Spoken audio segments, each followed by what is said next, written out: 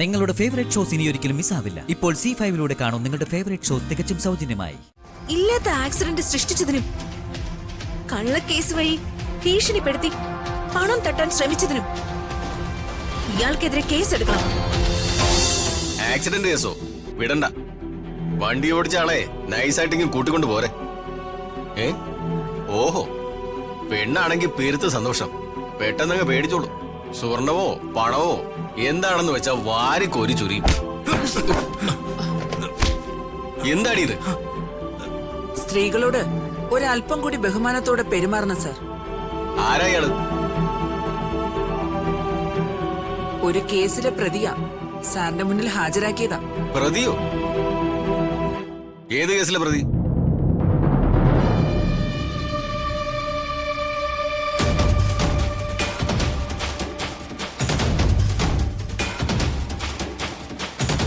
രാജുവിന്റെ ആക്സിഡന്റ് കേസാണ് സർ. രാജു ഓടിച്ച കാർ ഇടിച്ചെന്നും മരിച്ചെന്നും ഒക്കെ പറയുന്ന രാജേഷ ഈ നിൽക്കുന്നത്.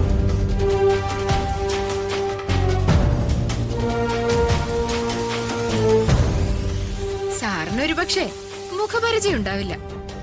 രാജുവിനെ കേസിൽ കൊടുക്കാൻ കാശ് വാങ്ങി കീശയിലോട്ടിട്ടപ്പോ ചുരുങ്ങിയ പക്ഷേ ആക്സിഡന്റ് പറ്റിയെന്ന് അവകാശപ്പെട്ട ആളുടെ ഫോട്ടോ എങ്കിലും വാങ്ങിച്ച് കാണണമായിരുന്നു sir.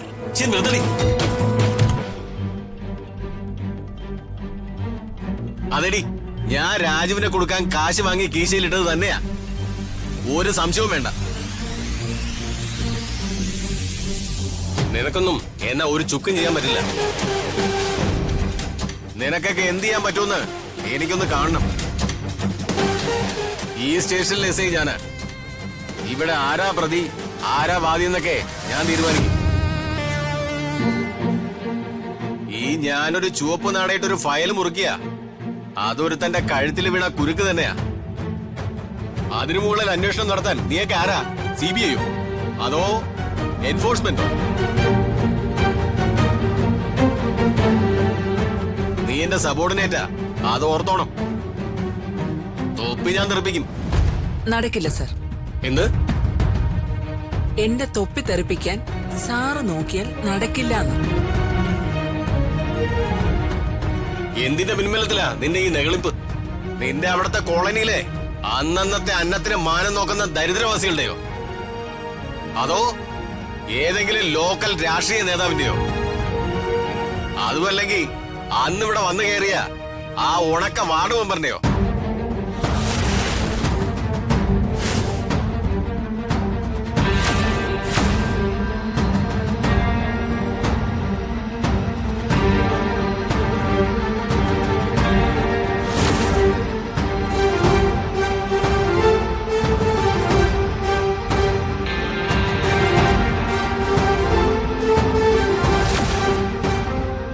Ritika madam, education minister Varma സാറിന്റെ മോൾ.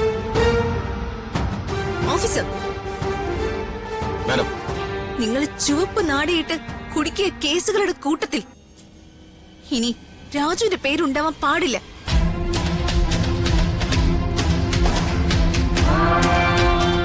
ഒപ്പം ഇല്ലാത്ത ആക്സിഡന്റ് സൃഷ്ടിച്ചതിനും കള്ളക്കേസ് വഴി ഭീഷണിപ്പെടുത്തി പണം തട്ടാൻ ശ്രമിച്ചതിനും ഇയാൾക്കെതിരെ കേസ് എടുക്കണം.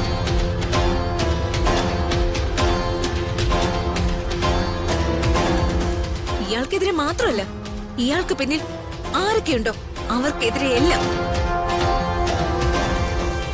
എഡ്യൂക്കേഷൻ മിനിസ്റ്റർ പ്രതാപ് വർമ്മയുടെ മകൾ ഋതിക വർമ്മയായി പറയുന്ന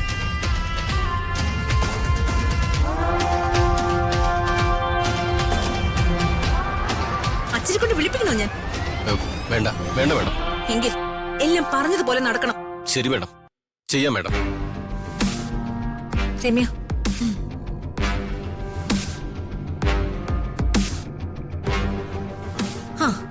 പിന്നെ വേറൊരു കാര്യം.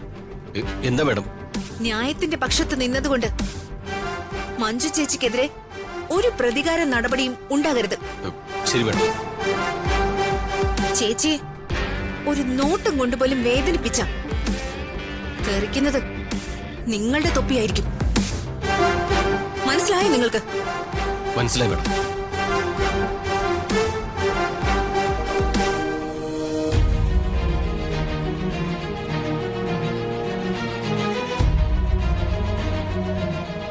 ഇവനെ ഇനി എന്ത് ചെയ്യണം സാർ? ഈ മറ്റവന്റെ സില്ലിൽ എങ്ങനെ കൊണ്ടുപോയി തള്ളു. ഛേ, നാശം.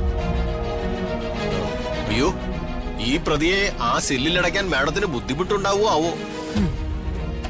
നടക്കണം അങ്ങോട്ട്.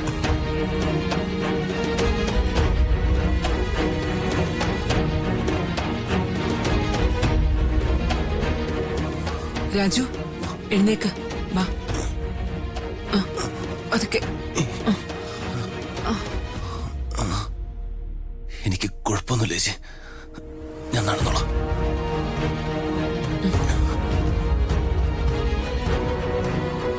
രാജു, കുഴപ്പമൊന്നുമില്ല.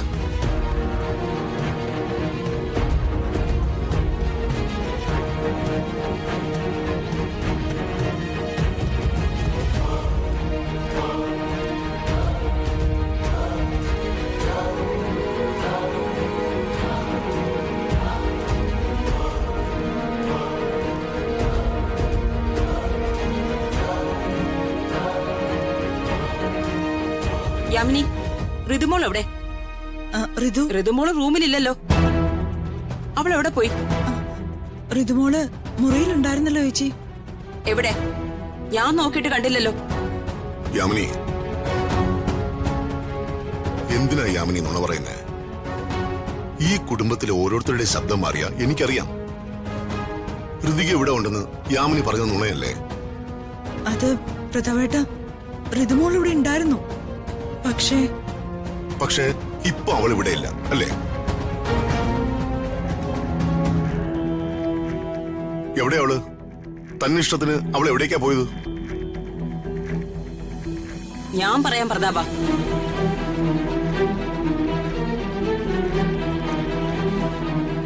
അമ്മ ഇല്ലാത്ത കുട്ടിയാണല്ലോ എന്ന് കരുതി ഞാനും അവളെ ഒരുപാട് ലാളിച്ചു.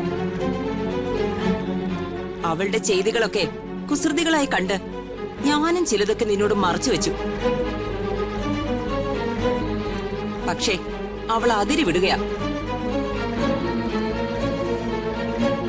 നിന്നെ ധിക്കരിച്ച് തനിയെ കാറെടുത്ത് ആക്സിഡന്റ് ഉണ്ടാക്കിയത് പോരാഞ്ഞിട്ട് വീണ്ടും അവള് പോയിരിക്കുക. എവിടേക്ക്?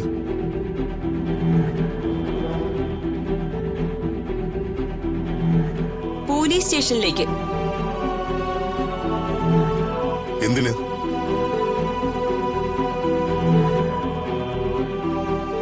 വീണ്ടും എന്ത് പുകലുണ്ടാക്കാനാ അവൾ പോലീസ് സ്റ്റേഷനിലേക്ക് പോയിരിക്കുന്നേ? മറ്റൊന്നിനോ അല്ല, രാജുവിനെ നിരപരാധിയാണെന്ന് തെളിയിച്ച് അവൾക്ക് അവനെ ജയിൽ മോചിതനാക്കണം പോലും. രാജുവിനെ ജയിൽ മോചിതനാക്കാനോ? അതെ പ്രതാപ. ഒരു മന്ത്രിയുടെ മകളാണെന്ന് പോലും മറന്ന് ലോക്കൽ പോലീസ് സ്റ്റേഷനിൽ ജോലിക്കാരന് വേണ്ടി അപേക്ഷിക്കാൻ പോയിരിക്കുക അവള്.